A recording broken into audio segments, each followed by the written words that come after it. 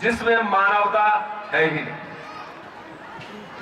जिसमें आपके प्रति आदर नहीं, जो आपकी रक्षा नहीं करता और जो आपको मानव नहीं मानता। इसके विपरीत यह समाज आपका अपमान करता है, नीचा दिखाता है और तुम्हें आहत करने का, तुमको परेशान करने का कोई अवसर जाने नहीं देता। कोई भी मनुष्य जिसमें रत्ती भर भी आत्मसम्मान है और शिष्टाचार है, इस निर्दयी धर्म से जुड़कर रहना पसंद नहीं करेगा। केवल वे लोग जो गुलामी जिनको पसंद है, वही इस धर्म में रह सकते हैं। ये बाबा साहब ने कहा। चलिए मैं तो आपको एग्जाम्पल देके बताता हूं। मैं दिल्ली यूनिवर्सिटी के हिंदू कॉलेज में पढ़ाता हूं। वहां ये देखिए, वहां एक मैंने बाबा साहब की मूर्ति के साथ कोट लगाया है कि nothing is more disgraceful for a brave man than to live a life devoid of self-respect. मैंने तो कभी नहीं कहा कि मैं हिंदू, मैंने पहला लाइन कहा कि भाई मैं न हिंदू पैदा हुआ हूं और न हिंदू मरूंगा। बावजूद इसके आकर देखिए कि विश्वविद्यालय में मेरी कितनी लड़ाई होती है। अभी भी हाई कोर्ट में एक आप केस लड़काई हुआ, सुप्रीम कोर्ट तक लड़ाई, चप्पे चप्पे पर जो है लड़ाई, 8-10 किताबें छाप कर, दर्जनों लेख लिखकर मैं काबिल नहीं हूं। एक पन्ना छाप के सब मेरिट वाला बना हुआ है। आ जाओ मेरिट पे ही चर्चा कर लेते हैं। भीम ज्ञान चर्चा है, एक मेरिट ज्ञान चर्चा भी शुरू करिए कि आपके मेरिट की ही चर्चा कर लेता हूं पहले। तो नहीं, चर्चा नहीं करेंगे। गोवा का स्पेलिंग जो है गलत बोल के वो लोग पास हो जाते हैं। गोवा का स्पेलिंग गलत बोल के पास हो जाते हैं। हम लोग चेकोस्लोवाकिया का स्पेलिंग में सही बोलकर हम लोग को फेल कर दिया जाता है। ये है मेरिट की लीला। मैं तो हिंदू भी नहीं हूं, तभी कहा मेरे से झगड़ा है। जो साथी जानते हैं, अनिल जी बैठे हुए हैं, तमाम साथी ऐसे जानते हैं कि कितनी लड़ाई होती है। मेरी व्यक्तिगत लड़ाई नहीं है, कोई जमीन की लड़ाई नहीं है। आप लोग समझते होंगे और मेरे समाज की त्रासदी यही, इसलिए समाज की मुक्ति में अभी समय लगेगा। इनकी त्रासदी यह है आपकी कि आपको लगता है कि मेरे से लड़ाई हो रही है। मेरे से किस चीज का लड़ाई है? ना जमीन का लड़ाई है, ना प्रॉपर्टी का लड़ाई है, ना मकान का लड़ाई है, ना पैसा का लड़ाई है। लड़ाई मेरे ऊपर जो दमन होता है वो इसलिए होता है कि आपके बीच में आकर जो बोलता हूं, जो लोग सुनते हैं, आपकी लड़ाई लड़ता हूं, इसलिए मेरे ऊपर प्रहार होता है। लेकिन आप लोग चुप रहते हैं। आपको लगता है कि मेरी व्यक्तिगत लड़ाई है। ऐसी बात नहीं है। जिस दिन ये खेल आप समझ जाएंगे ना, उस दिन आपके मुक्ति का रास्ता आसान हो। अगर मैं चुपचाप कॉलेज में पढ़ाता रहूं, आपके बीच आकर ना बोलूं, लेख ना लिखूं, टेलीविजन पर ना बोलूं, आपके ऊपर जो अत्याचार हो रहा है आप कुछ उसके बारे में कुछ नहीं बोलूं, तो कौन वाइस चांसलर और कौन प्रिंसिपल मुझे तंग करेगा? कोई नहीं तंग करेगा।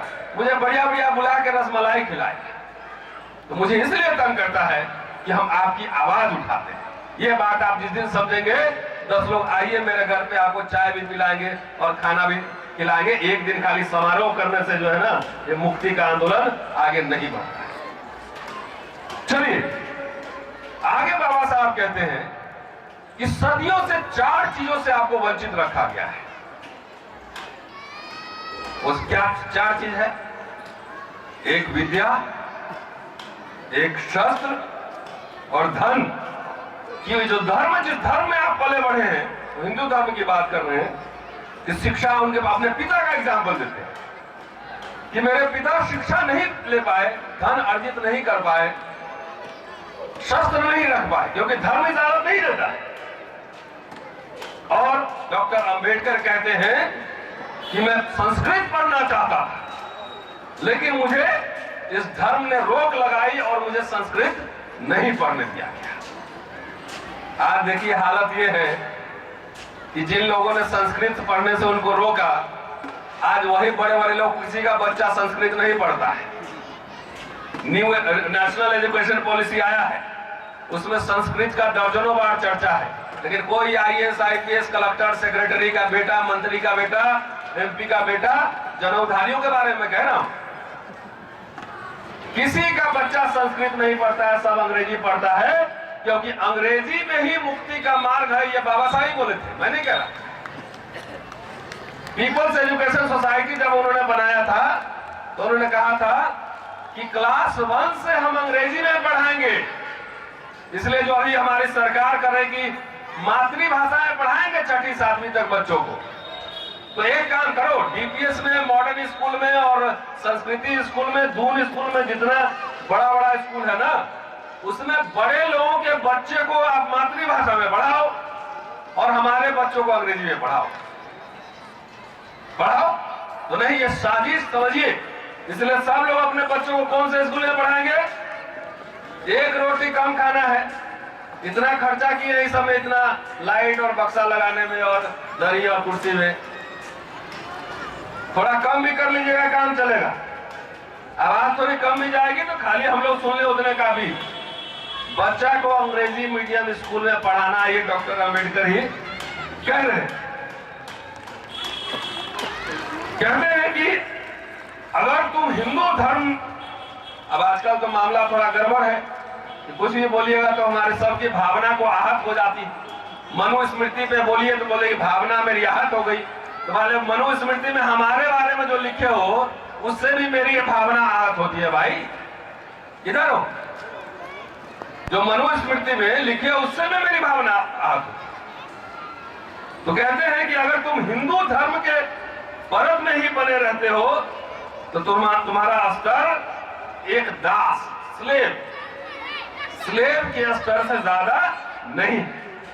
आपको जो मर्जी कीजिए, लेकिन मैंने व्यक्तिगत निर्णय कर लिया है कि मैं धर्म परिवर्तन करूंगा।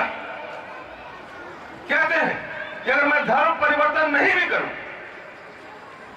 मैं अछूत बन के ही रहूं, तो मैं चाहूं तो मैं कुछ भी बन सकता हूं, गवर्नर बन सकता हूं, जज बन सकता हूं, कुछ भी बन सकता हूं।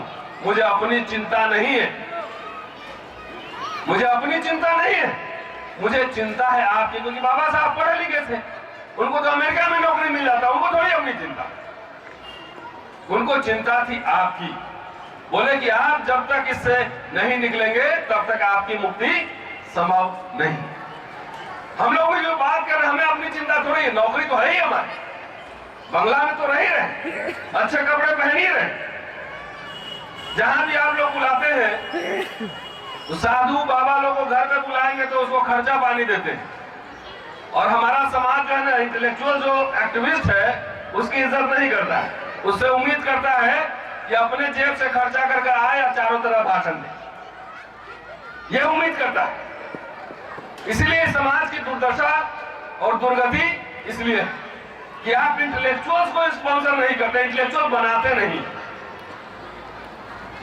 उसको दुहना चाहते हैं कि जहां बुलाइए भाई, ये YouTube चल रहा है, उसका खर्चा भी होता है, आपने जेब से दे रहा हूँ आपको पढ़ाने के लिए।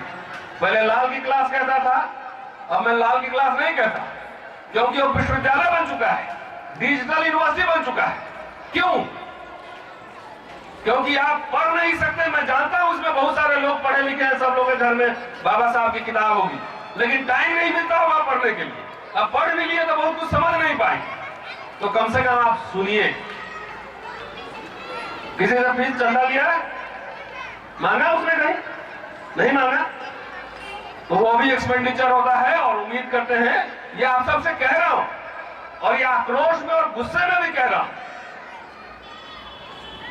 कि आपको अभी एक नेता बनने के लिए अभी चुनाव चल रहा है उत्तर प्रदेश में ही बोल रहा हूं, अभी चुनाव चल रहा है। एमएलए का टिकट लेने के लिए कोई 2 करोड़ मांगेगा, 4 करोड़ मांगेगा, तो फट से निकाल के दे जाओगे। देगा कि नहीं देता है कि नहीं देता? अरे बोलिए हाँ या ना? सब दे रहा, जाकर लखनऊ किसी भी पार्टी का, हम नहीं जानते, सब पैसा इकट्ठा करके चंदा भी दिया है। लेकिन यहाँ बोलो है कि भाई एक बच्चा को लंदन भेजना है, एक बच्चा एक इंस्टीट्यूशन बनाना है, एक इंटेलेक्चुअल को स्पॉन्सर करना है, उसको बैठा कर पढ़वाओ, खाली उसका खर्चा दो, तो नहीं दो। ट्रांसफर पोस्टिंग कराने के लिए पैसा दोगे जा, लेकिन इंटेलेक्चुअल सब जब काम करेगा पढ़ने के लिए, बोले कि फुल टाइम 2 आदमी को रखो जो खाली पढ़ेगा, तो उसको खर्चा ये समाज नहीं देता। इसलिए इस समाज की ये दुर्दशा है। बाबा साहब अकेले सब लड़के दे गए, सब कुछ दे गए, सबको दे गए, SC ST OBC महिला और इस देश की उस जमात को भी जो बाबा साहब को नहीं मानता, उसको भी देकर गए, ह्यूमन राइट्स देकर गए, वोटिंग राइट्स देकर गए, उसको भी सबको देकर गए। लेकिन इतने सारे IAS IPS जज इंजीनियर नेता अभिनेता कलाकार मंत्री मुख्यमंत्री रहते हुए। दोस्तों वीडियो पसंद आए तो लाइक शेयर और News 22 लाइव को सब्सक्राइब करना ना भूलें। शुक्रिया। देखते रहें News 22 लाइव, सदैव आपके साथ।